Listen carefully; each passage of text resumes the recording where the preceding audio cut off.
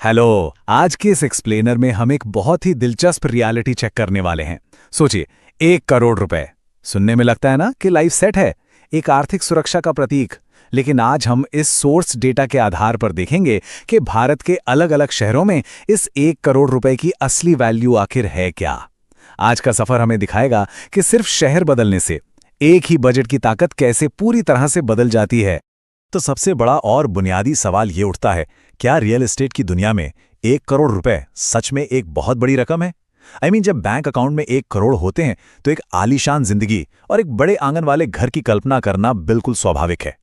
Okay, तो चलिए सीधे इस डेटा में डाइव करते हैं और देखते हैं कि आज के इस सुपर फास्ट मार्केट में इस भारी भरकम बजट के बदले असल में आपको क्या दिला सकती है। तो शुरुआत करते हैं हमारी आर्थिक राजधानी मुंबई से। अब इस आंकड़े पर गौर कीजिए, 350। ये नंबर अपने आप में पूरी दास्तां बयां कर रहा है। मुंबई जैसी जगह पर जहां हमेशा स्पेस की मारामारी रहती है, वहां 1 करोड़ रुपए खर्च करने पर औसतन सिर्फ 350 स्क्वायर फीट की जगह मिलती है। ये लिटरली शॉक करने वाली बात है कि इतने बड़े बजट के बावजूद ये जगह कितनी छोटी है। ये साफ दिखाता है कि मुंबई का रियल एस्टेट मार्केट कितना निर्मम और महंगा है। और इस बात को सोर्स मटेरियल में बहुत ही ब्रिलियंटली हाईलाइट किया गया है। उन्होंने साफ लिखा है कि मुंबई में मिलने वाली इस 350 स्क्वायर फीट की जगह को घर नहीं बोलते, उसे स्टूडियो अपार्टमेंट बोलते हैं। ये उम्मीदों और सच्चाई का एक बहुत बड़ा टकराव है। घर बोलते ही दिमाग में एक ऐसी जगह आती है जहां एक परिवार आराम से रह सके, राइट? लेकिन कानूनी या व्यवहारिक रूप से इस छोटी सी जगह को एक फैमिली होम बुलाना बिल्कुल गलत होगा। खैर, अब इस सफर में थोड़ा आगे बढ़ते हैं। जब हम मुंबई से निकलकर देश की राजधानी दिल्ली और फिर हमारे टेक हब बेंगलुरु की तरफ शिफ्ट होते हैं, तो आंकड़ों में थोड़ी राहत देखने को मिलती है।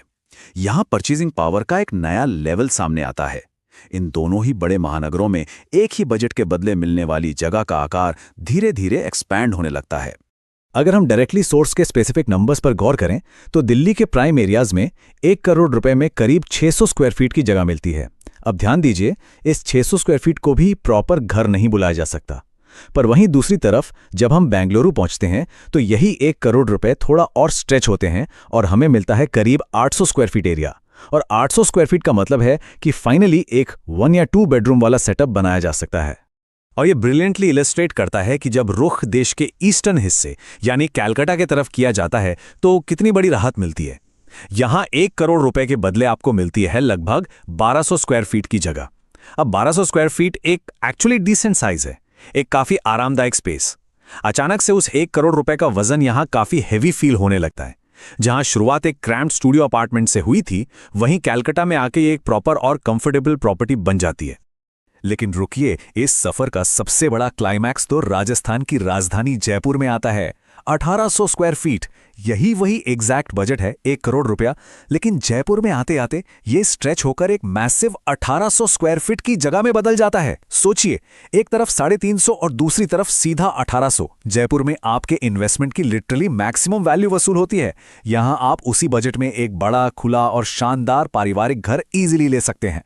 तो अगर हम इन एक्सट्रीम्स को एक साथ रखकर देखें तो पिक्चर बिल्कुल क्रिस्टल क्लियर हो जाती है। एक तरफ सबसे अनफॉरगिविंग मार्केट मुंबई, फिर मिडिल ग्राउंड पे बेंगलुरु और फाइनली सबसे जेनरस मार्केट जयपुर। ये कंपैरिजन पूरी तरह से हाईलाइट करता है कि सिर्फ आपकी लोकेशन बदलने से आपकी खरीदने की ताकत में कितना ड्रास्टिक डिफरेंस आ जाता है। पैसे की कीमत नहीं बदली, लेकिन प्रॉपर्टी की रियलिटी कंप्लीटली बदल गई। तो अगर हम इन पांचों शहरों मुंबई, दिल्ली, बेंगलुरु, कोलकाता और जयपुर को एक स्नैपशॉट में समराइज करें तो ये अफोर्डेबिलिटी की टियरिंग बहुत इजीली समझ आ जाती है। मुंबई का 350 स्क्वायर फीट का स्टूडियो, दिल्ली में 600 स्क्वायर फीट, बेंगलुरु का 800 स्क्वायर फीट वाला 2 बेडरूम, कोलकाता का 1200 स्क्वायर फीट का डिसेंट स्पेस और जयपुर का मैसिव 1800 स्क्वायर फीट वाला आंगन। ये डाटा हमें साफ बताता है कि पैसा वही है, पर हर शहर का अपना एक अलग ज्योग्राफी है जो उस पैसे की असली वैल्यू तय करता है। तो आखिर में इस एक्सप्लेनर से एक बहुत ही थॉट प्रोवोकिंग सवाल निकल कर आता है, क्या आपके पैसे की ट्रू वैल्यू इस बात पर डिपेंड नहीं करती कि आप एग्जैक्टली किस लोकेशन में हैं? परचेजिंग पावर कंप्लीटली रिलेटिव है। अलग अलग जगहों की स्पेस कंस्ट्रेंट्स सिर्फ डेवलपमेंट को ही नहीं बल्कि इस बात को भी शेप करती हैं कि हमारी मॉडर्न लाइफ और हमारे इन्वेस्टमेंट चॉइसेस कैसे होंगे। तो अगली बार जब आप 1 करोड़ के बारे में सोचें तो ये जरूर सोचना कि कहाँ।